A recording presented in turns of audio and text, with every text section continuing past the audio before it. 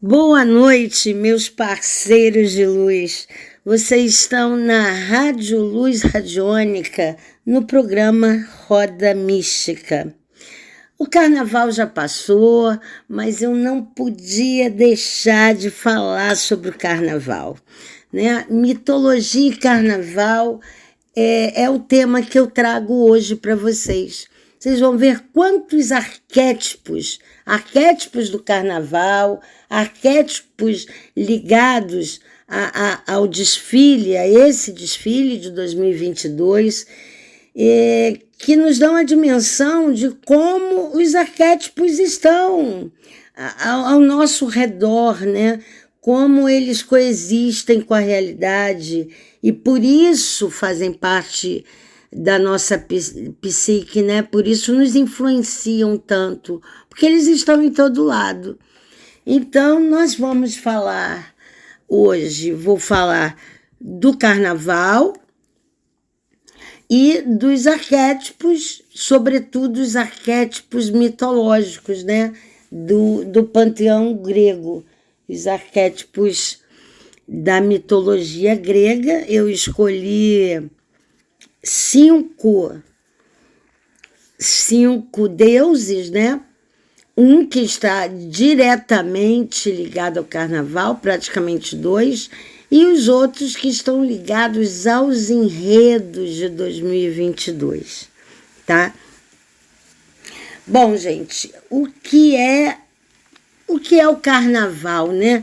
A gente pensa em carnaval, vem logo aquela ideia de festa profana, e por isso eu queria aproveitar para quebrar um pouco o estereótipo que a gente tem em relação ao carnaval e aos terapeutas, pessoas que trabalham com energia, com espiritualidade. É muito comum as pessoas falarem assim: ué, mas você gosta de carnaval? Como se não pudesse, né? Como ainda está presente essa coisa do carnaval enquanto pecado, né? Então carnaval é arte, é cultura, e por que não, né? E por que não a gente participar também do carnaval? Então tem muita essa coisa assim, como se, primeiro, né? O terapeuta holístico, o espiritualista, eles não são Buda nem Jesus Cristo, gente. Somos pessoas como qualquer um de vocês. É claro que quando a gente está fazendo um trabalho ligado à espiritualidade, mesmo que não seja ligado a isso, né? Mas um trabalho que exige uma conexão espiritual, que exige uma concentração, uma meditação. É claro que tem todo um preparo antes, às vezes, inclusive de não comer certos alimentos, né?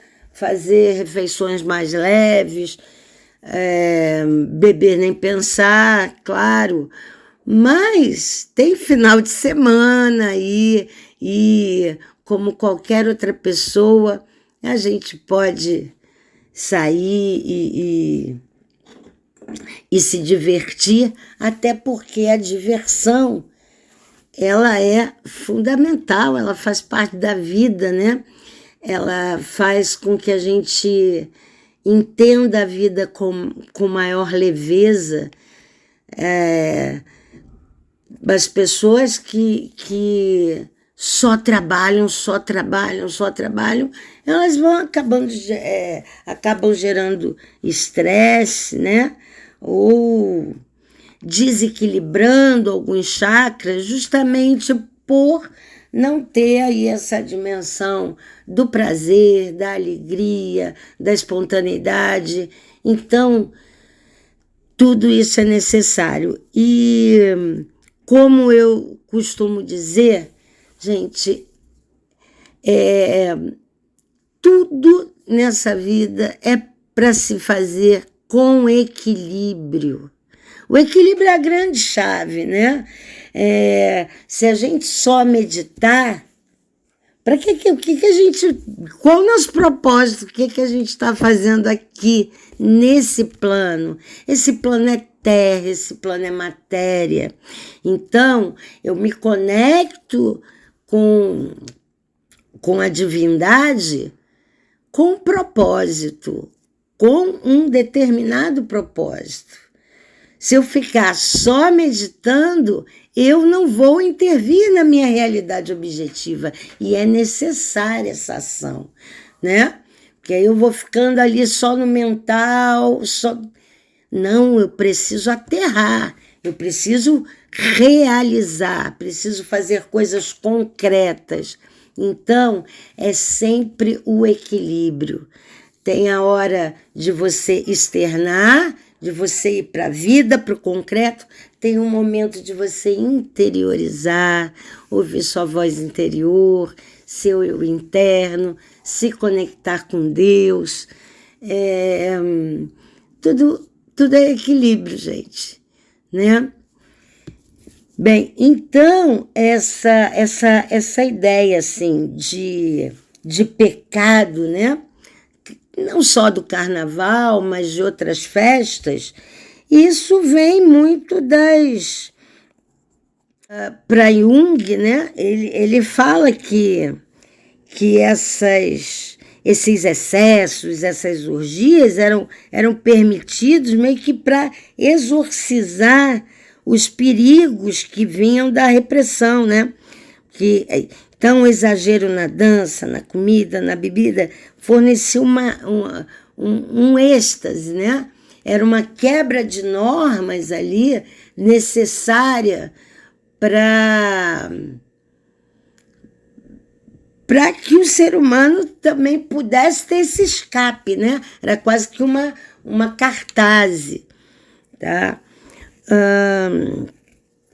E a gente via que esses festivais, eles eram um rito de passagem mesmo, né? Então, eles funcionavam muito, né, como um alívio a tantas proibições e tantos medos, né?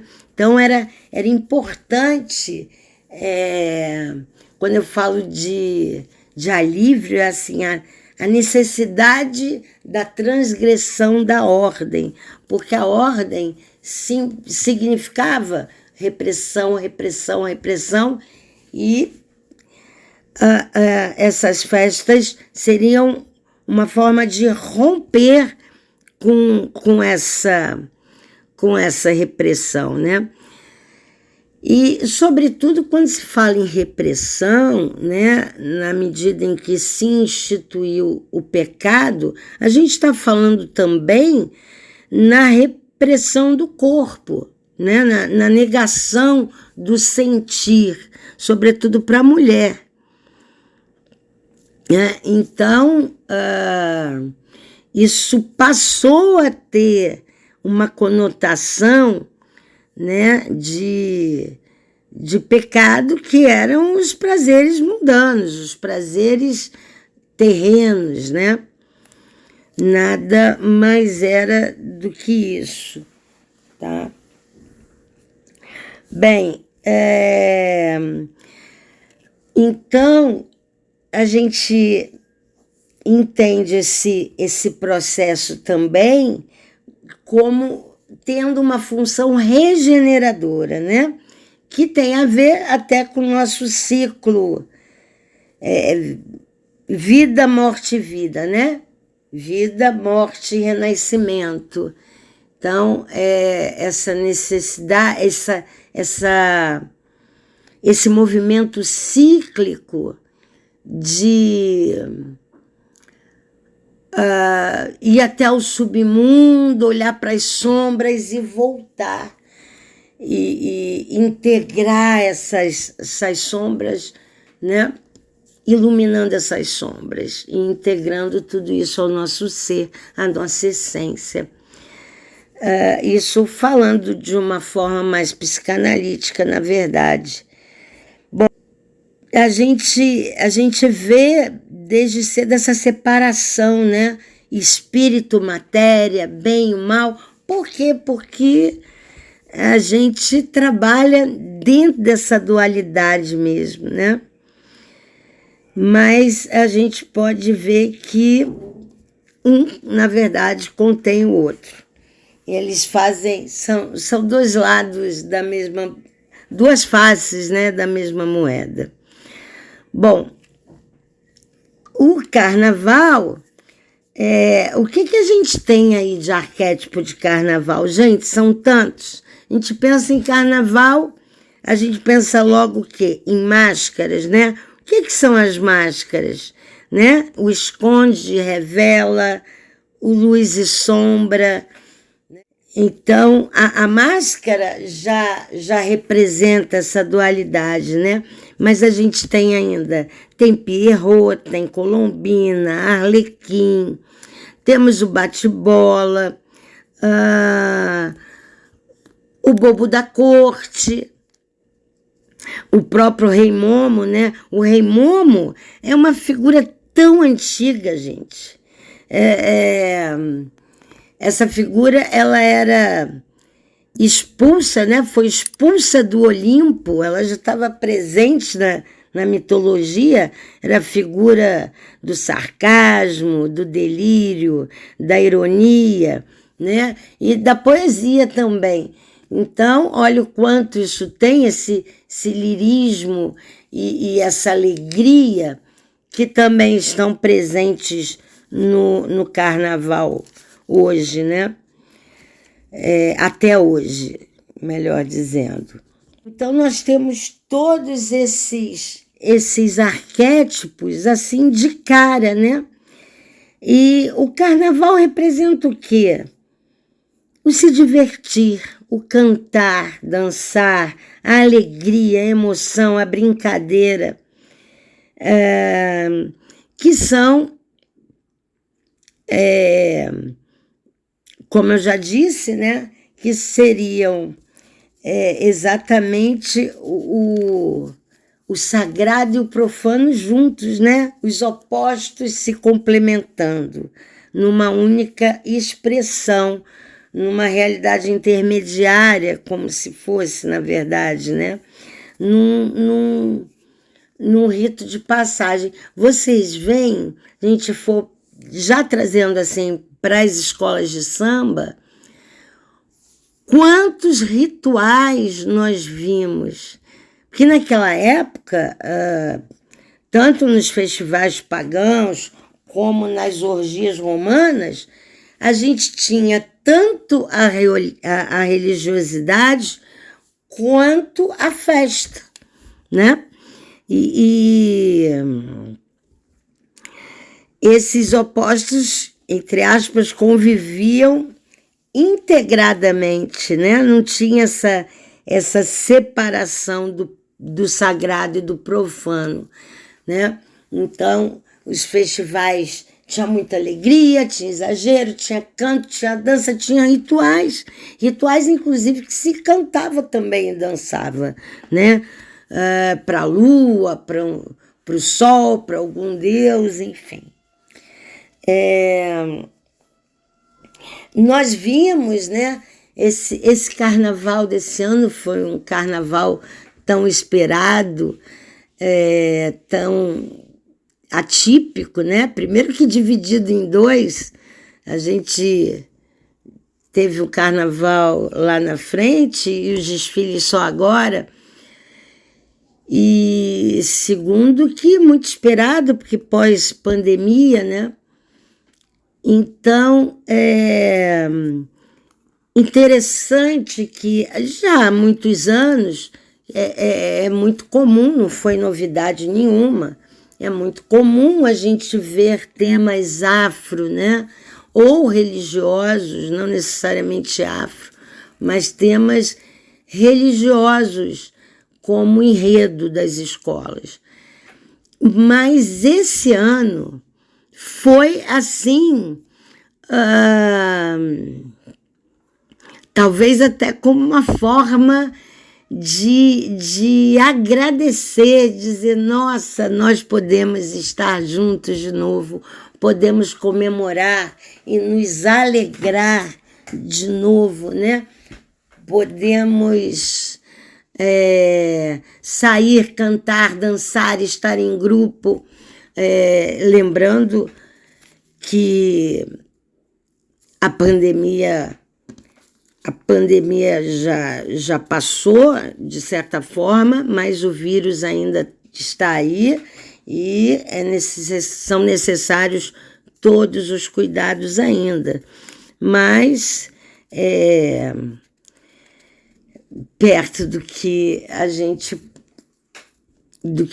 viu, né, do que vivenciamos, a gente já está no momento de conseguir se reunir, né? Tanto que não teve carnaval o ano passado e ano retrasado, o carnaval teve só porque a pandemia foi um pouco depois, mas ano passado não houve, né? Então, 90% das escolas, eu diria que fizeram um enredo esse ano, um enredo religioso. E, no caso, foram enredos africanos, sim, né? Compreenderem, verem como a gente tem, dentro da folia, né, aspectos ritualísticos, aspectos religiosos. Então, mesmo os que não foram exatamente religiosos, acabaram buscando, acabaram de alguma forma trabalhando em algumas alas essas questões, né? Por exemplo, a Imperatriz trouxe a homenagem ao Arlindo Rodrigues, que era um carnavalesco, que se consagrou através dos desfiles que ele fez com temas africanos. Então, claro que não podia deixar de ter esses temas, né, no desfile. Depois vem a Mangueira com outro enredo, que não é um enredo afro, mas que acaba remetendo a cultura africana, né? Porque foi a homenagem a Cartola, a Jamelão. Cartola, se não me engano, foi um dos fundadores, né? Mas independente de fundar, estavam presentes desde o início da escola, fazem parte, né, da história da escola de samba, sobretudo da Mangueira. E então, claro que teve muito afro no desfile, fazendo menção a essas pessoas, né? Aí vem Salgueiro com um tema de resistência mesmo, né? Falando exatamente da resistência negra aqui no Brasil.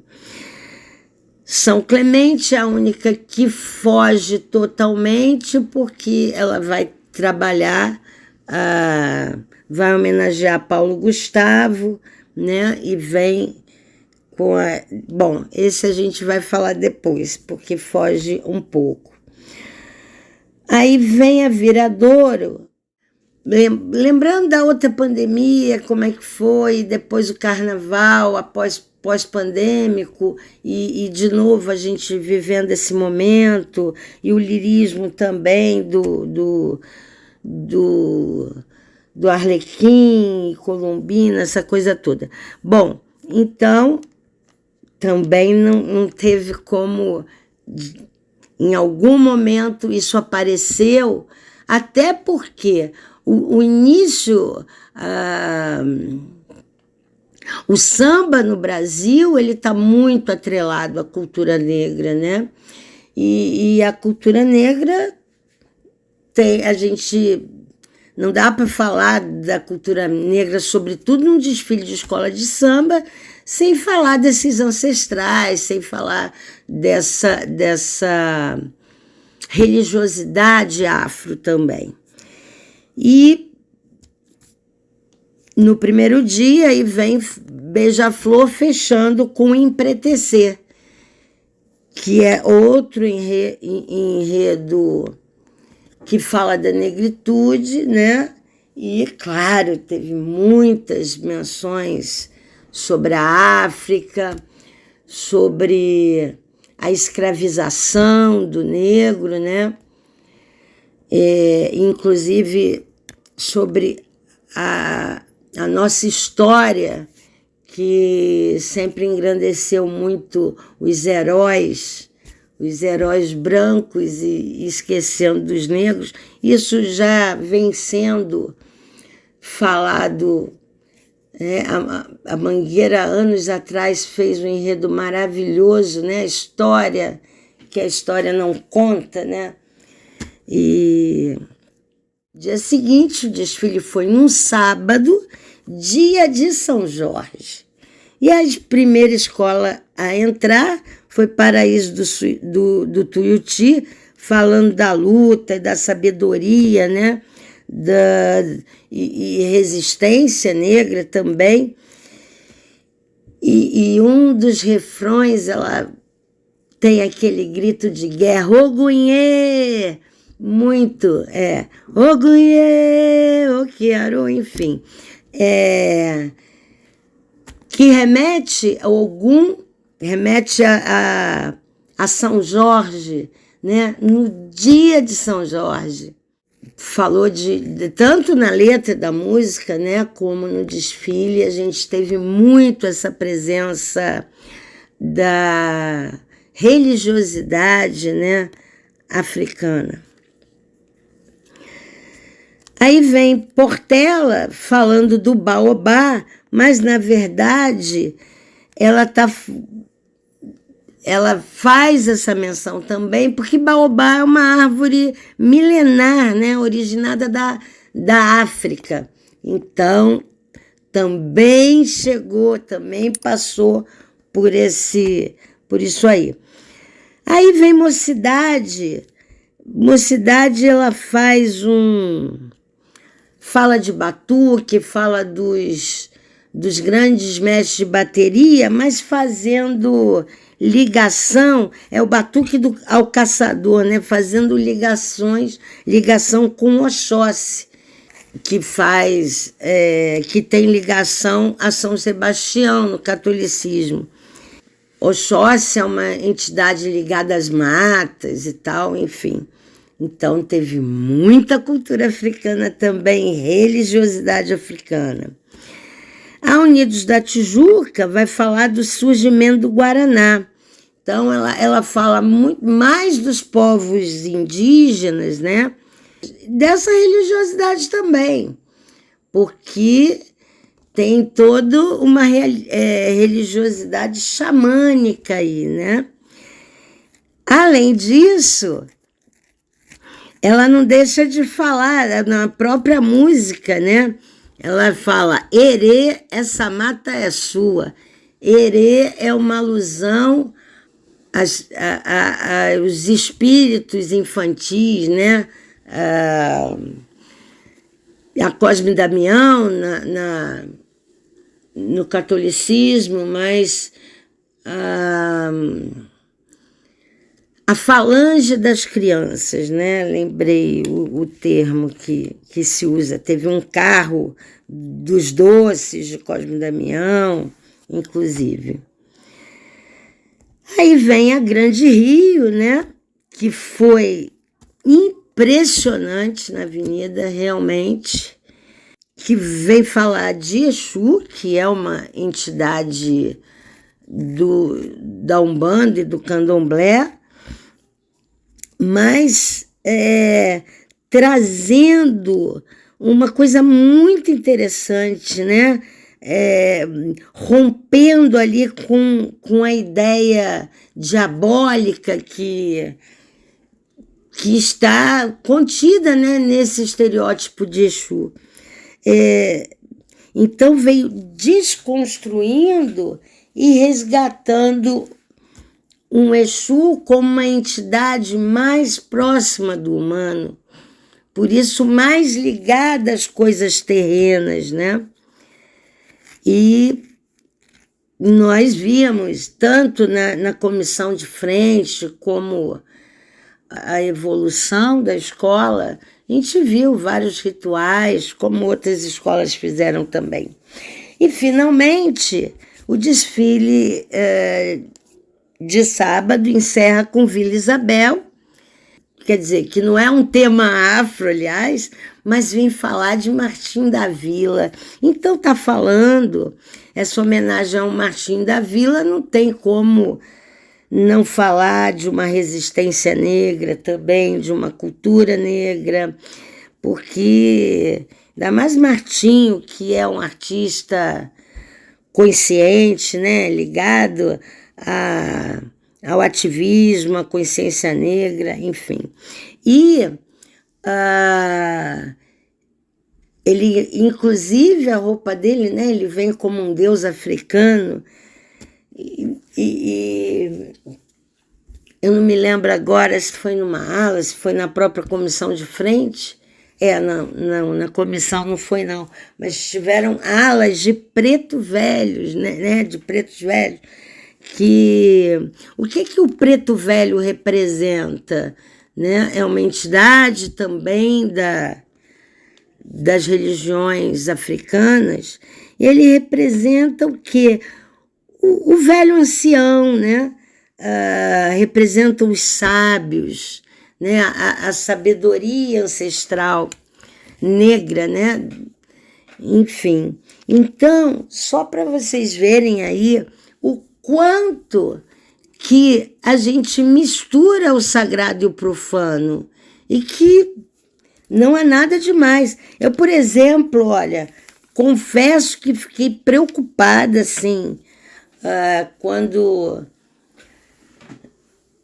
soube do enredo da Grande Rio e algumas notas falando de algumas coisas que eles iriam fazer na avenida, eu fiquei meio receosa, assim, do que seria, até receio, assim, de um exagero, ou de ser desrespeitoso de alguma forma, enfim, de ser muito pesada. E, olha, me enganei redondamente.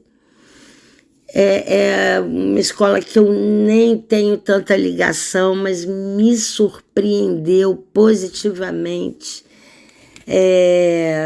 Eu acho que a todos, né? Foi um campeonato merecido, porque há muito tempo um desfile não me impacta tanto, né? A não ser pela emoção, a Mangueira sempre impacta. E outras escolas também, porque todas vêm com muita garra, com muita emoção. Mas, realmente, a Grande Rio, ela veio, assim, de uma forma maravilhosa, tá? Veio leve, veio desconstruindo mesmo essa ideia de demônio, né? Essa ideia que não é exatamente, né? Eu não sou muito, não tenho um conhecimento aprofundado sobre as religiões, sobre essas linhas afro, mas muita coisa a gente sabe, né? E foi uma desconstrução realmente, porque foi um desfile leve, bonito, colorido e emocionante, né? E é importante se falar que também,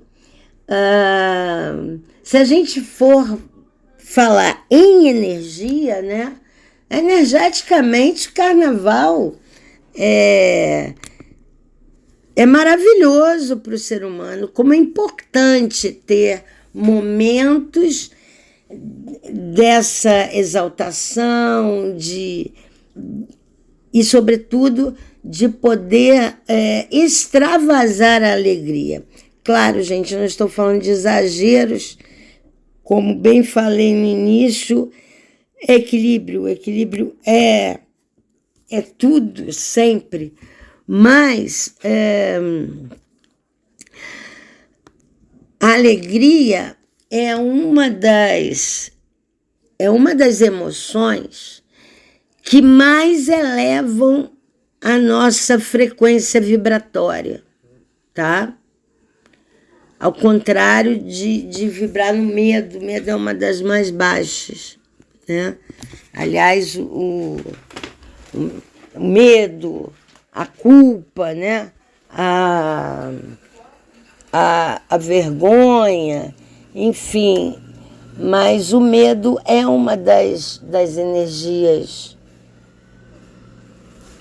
que mais densas, né? E, ao contrário, o grande tônico é a alegria. A alegria é a energia que mais eleva, né? Mais eleva a nossa vibração. Então, é importante se conectar com a alegria. Muito importante, tá? Então, eu trago agora para vocês, falando dos arquétipos, né? O primeiro arquétipo que eu posso falar